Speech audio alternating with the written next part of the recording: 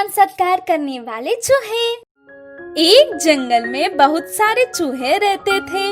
वह जंगल में मजे से घूमते हुए मिले सो खाना खा के आराम से रहते थे। बाद में कहां से आया कि पता नहीं, लेकिन उस जंगल में नया बिल्ली रहने लगा। वह आया जब से चूहों के कष्ट शुरू हो गए थे। बिल्ली हर दिन चूहों को भगा भगा कर उनको परेशान करने लगी। चूहे मिलने पर उन्हें अपना भोजन बना के खाने लगी। सभी चूहे डर डर के जीने लगे। उस बिल्ली के कारनामों के वजह से तंग आकर चूहे सभी इकट्ठे हुए। उस बिल्ली से कैसे छुटकारा मिलता बोल के बहुत देर तक बात करने लगे। उसमें से थोड़ा बड़ा वाला चूहा पास में एक पत्थर के ऊपर चढ़कर सभी चूहों को एक सलाह देने लगा। चूहे के गले में एक घंटी बांधने से अच्छा होगा। बिल्ली कहाँ से भी आती है तो घंटी के वजह से हमें पता चल जाएगा। तब हम सभी तुरंत अपने बिलों में छुप सकते हैं। ऐसे थोड़े दिन तक उसको खाना ना मिलने के वजह से वहाँ दूसरी जगह चले जाएगा। बड़े चूहे का सलाह सभी को बहुत पसंद आया। तुरंत चूहे चर्चा करने लगे। घंटी कैसा रहना चाहिए, कितना बड़ा रहना चाहिए और कितनी दूर तक सुनाई दे सकता है, ऐसे विषयों पर बात कर लिए। इतने में ही उन्हें बिल्ली को कौन घंटी बांधेगा बोल के ख्याल आया। इस प्रश्न का जवाब किसी को भी नहीं मिला। इसका कोई फायदा नहीं होगा सोचकर सभी चूहे समावेश को छोड़कर उनके घर जाने के वक्त उनमें से एक छोटा चूहा बोला, कुत्ता मामा से बंधवाएंगे। ऐसे बोलने लगी। ऐसे कैसे बोल के समझ न आने पर जाने वाले चूहे भी रुककर देखने लगे। हाँ, हम सभी नया साल का जश्न मनाएंगे।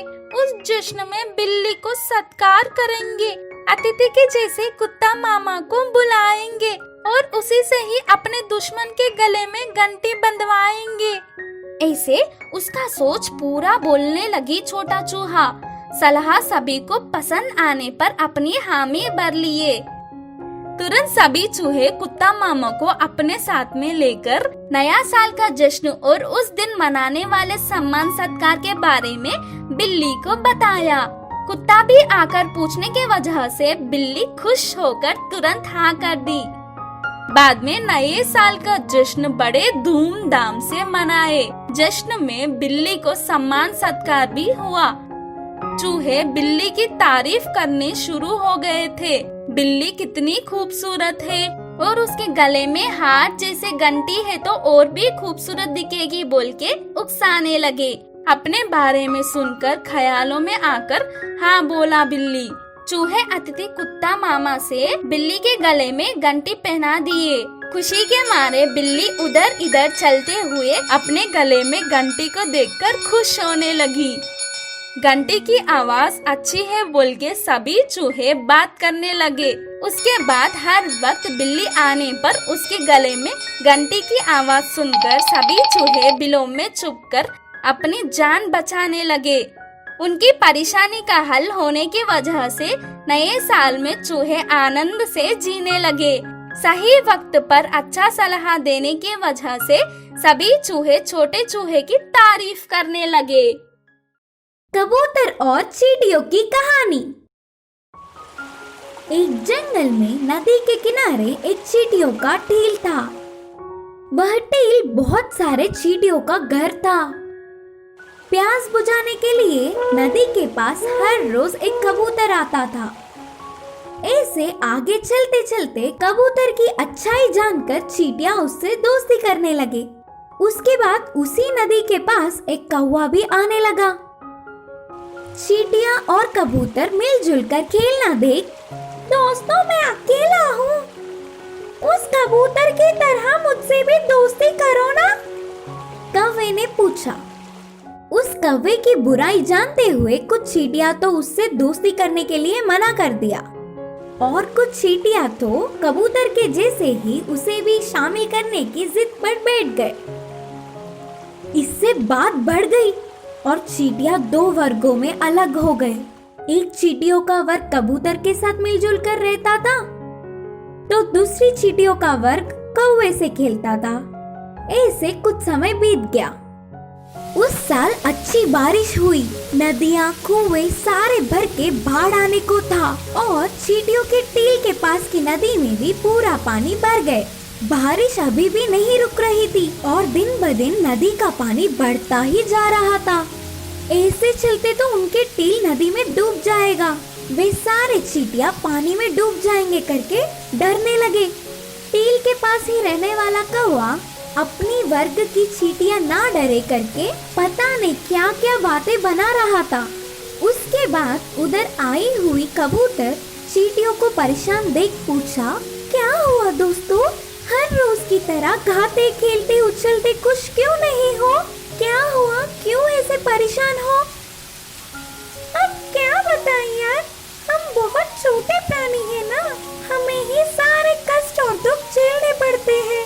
इस नदी में पानी भरकर बाहर आया तो हमें खतरा है, हमारा घर पानी में बिखर जाएगा, हम सब डूब जाएंगे और लगता है कि वह खतरा उतनी दूर नहीं।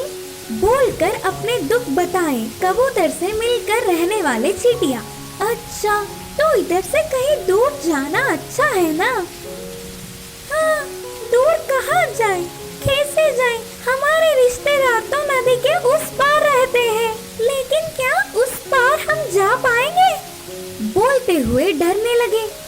तुरंत कबूतर को एक उपाय सूझी।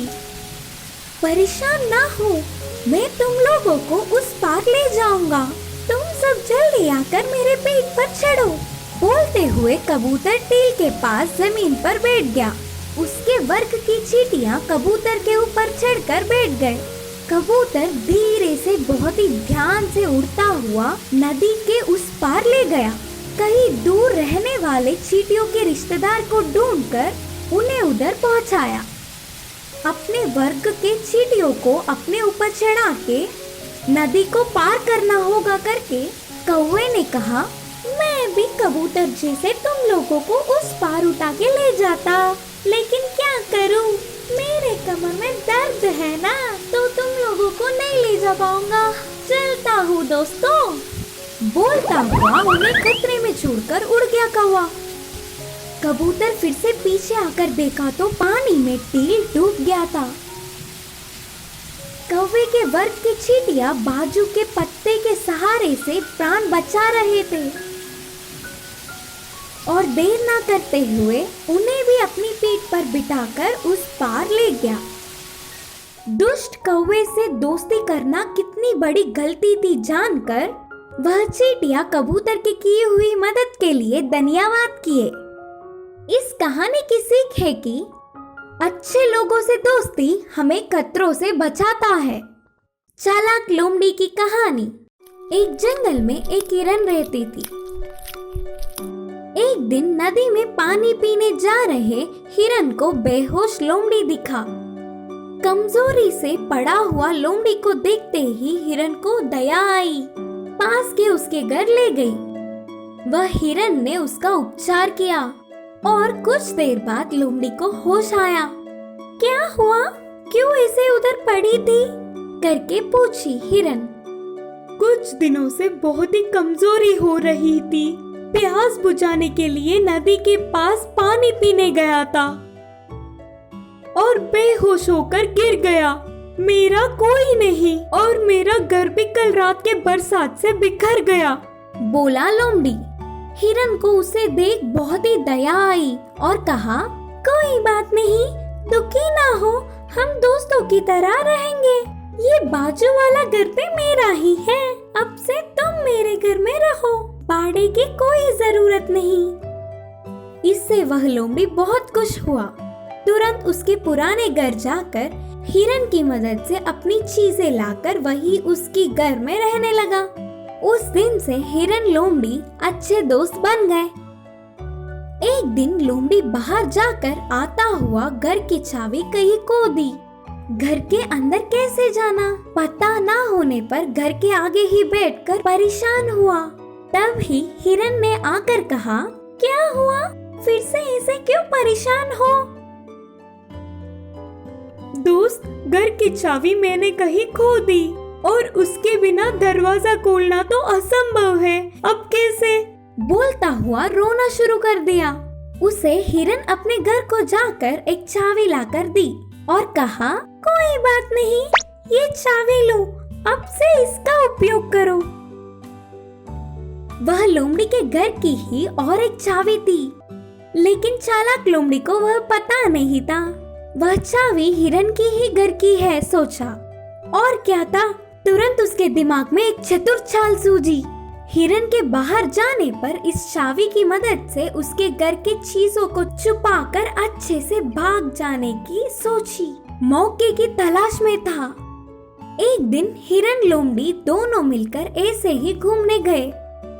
आधा पहुंचते ही लोमड़ी ने कहा, अरे रे, मेरे पेट में दर्द हो रहा है, मैं घूमने नहीं आ सकता, घर जाकर सो जाऊंगा तो ठीक हो जाऊंगा, तुम जाओ दोस्त, मैं नहीं आ पाऊंगा। बोलकर अपनी नाटक शुरू कर दिया। हिरन के मानने से लौट गया। लोमड़ी सीधा हिरन के घर जाकर उसके पास की चाबी से ताला खोलने की कोशिश की। वह चाबी ताले में फंस गई। इससे लोमड़ी परेशान हुआ और चाबी इधर उधर खींचने से वह ताले में और जोर से फंस गई। बस लोमड़ी को बहुत डर लगा। हिरन आ जाएगी तो सब कुछ जानकर उससे नफरत करेगी, सोचकर इतने में ही इधर से भागना है, नहीं तो हिरन के सामने सिर नहीं उठा पाऊंगा। सोचकर अपनी चीजों को भी उधर ही छोड़कर उधर से फरार हो गया। इस कहानी की यह सीख है कि योग्यता ना होने वाले पर दया करके किसी भी हालत में उनकी मदद नहीं करना चाहिए।